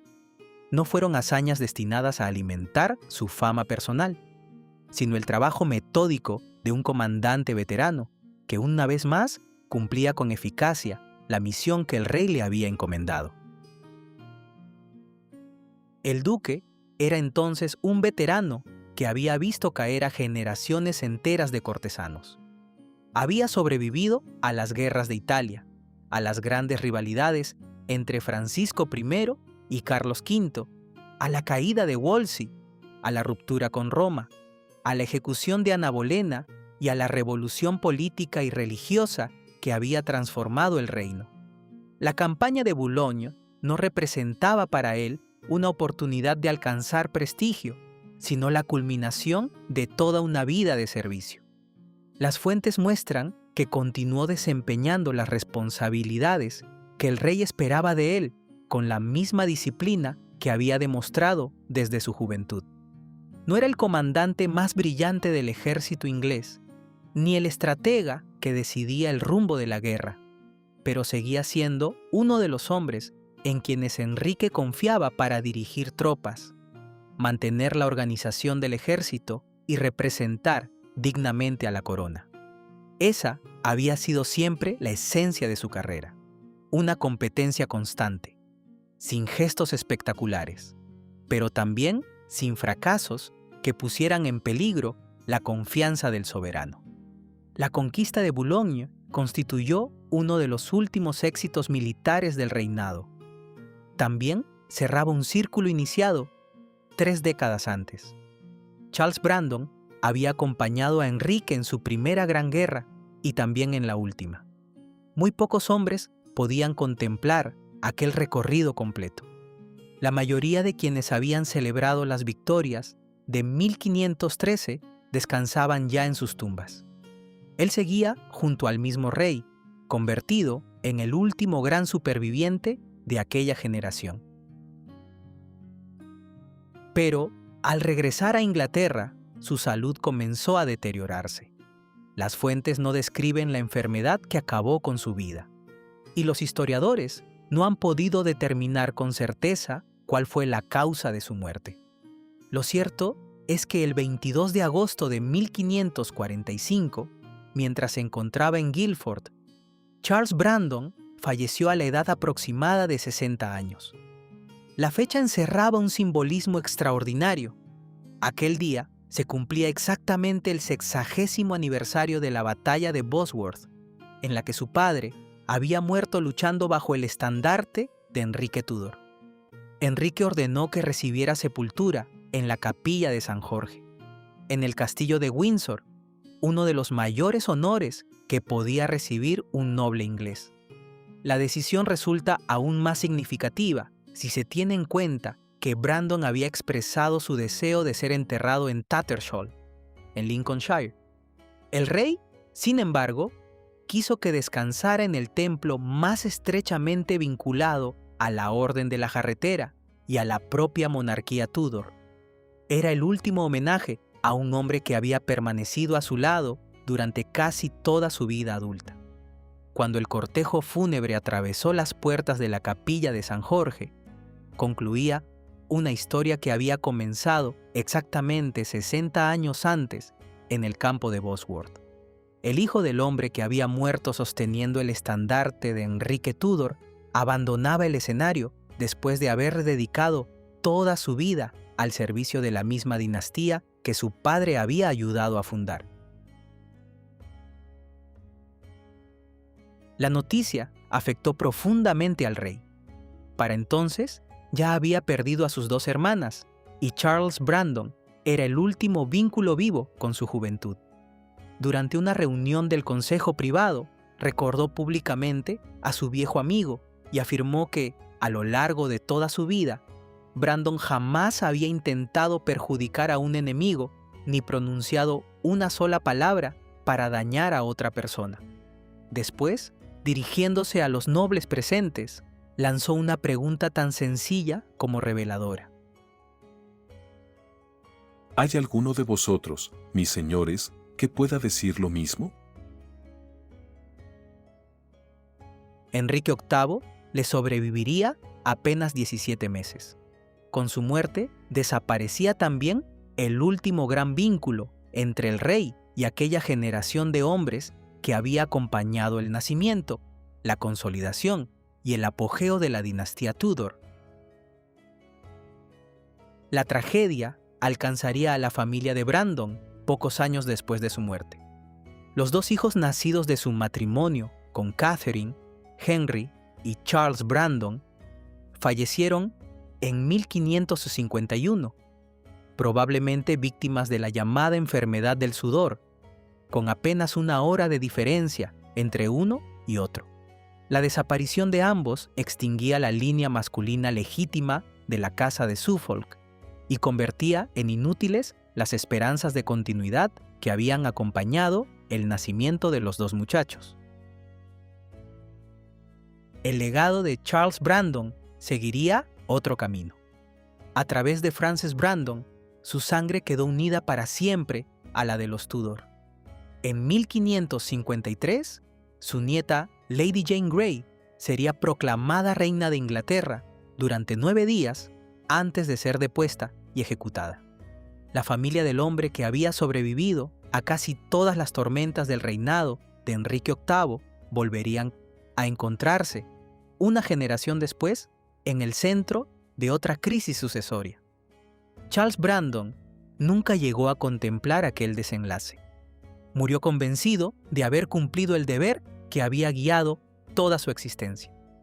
No transformó la Iglesia inglesa, no dirigió el gobierno, no cambió el curso de la política europea, pero consiguió algo que casi nadie logró durante el reinado de Enrique VIII: permanecer al lado del rey desde el nacimiento del poder Tudor hasta el ocaso de una generación que cambió para siempre la historia de Inglaterra.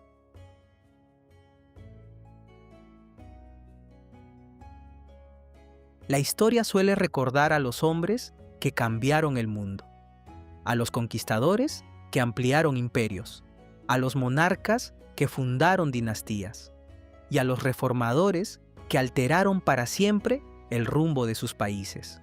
También recuerda con especial facilidad a quienes protagonizaron caídas espectaculares. Sus historias son dramáticas, intensas y memorables.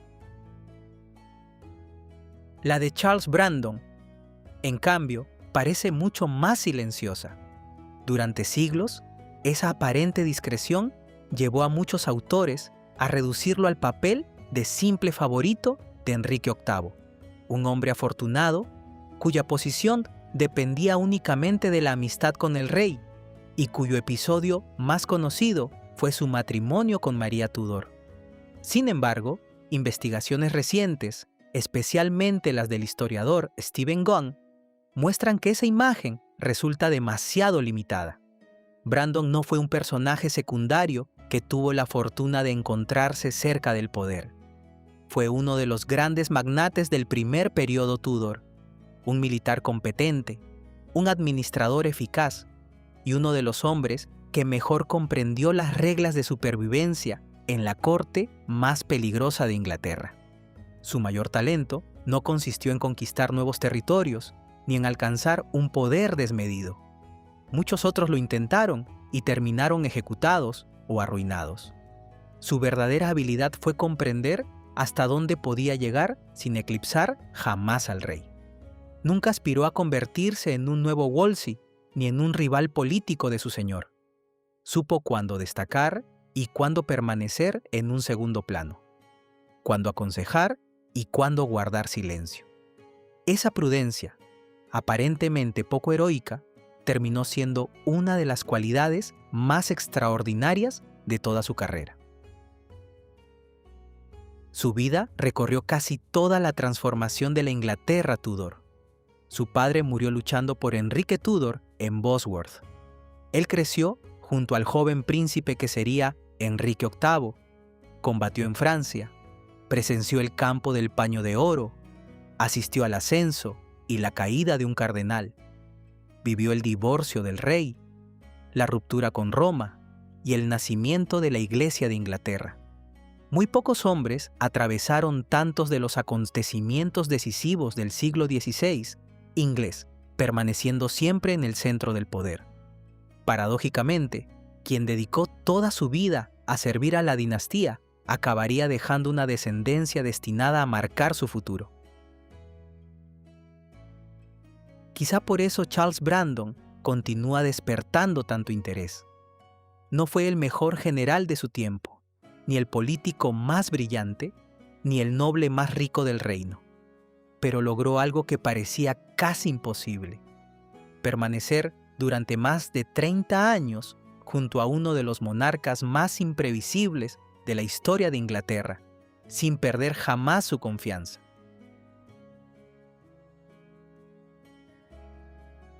Esa compleja trayectoria ha dado lugar también a numerosas recreaciones literarias y cinematográficas.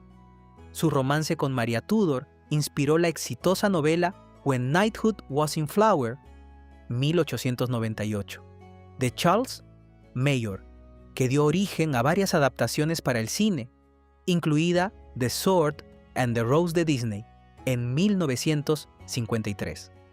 También aparece en novelas de Jim Plaidy, Judith Merkle Riley y más recientemente en la célebre trilogía de Hilary Mantel, llevada a la televisión por la BBC.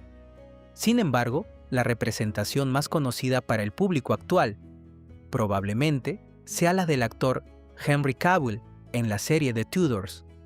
Como ocurre con muchas producciones ambientadas en la época Tudor, la serie alteró numerosos aspectos de su biografía, sus matrimonios, sus hijos y diversos acontecimientos de su vida, para construir un relato más dramático.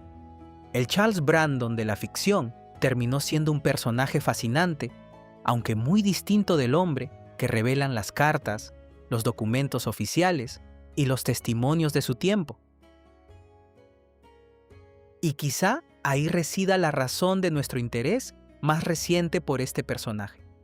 La ficción lo convirtió en un héroe romántico, pero la historia nos muestra algo mucho más extraordinario: a un hombre que supo sobrevivir durante décadas en el lugar más peligroso de toda Inglaterra.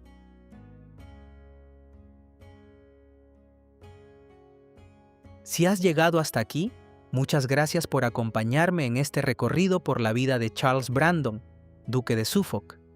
Si el video te ha gustado, no olvides dejar un me gusta, suscribirte al canal si aún no lo has hecho y activar la campanita de notificaciones para no perderte los próximos documentales sobre la Inglaterra medieval y Tudor.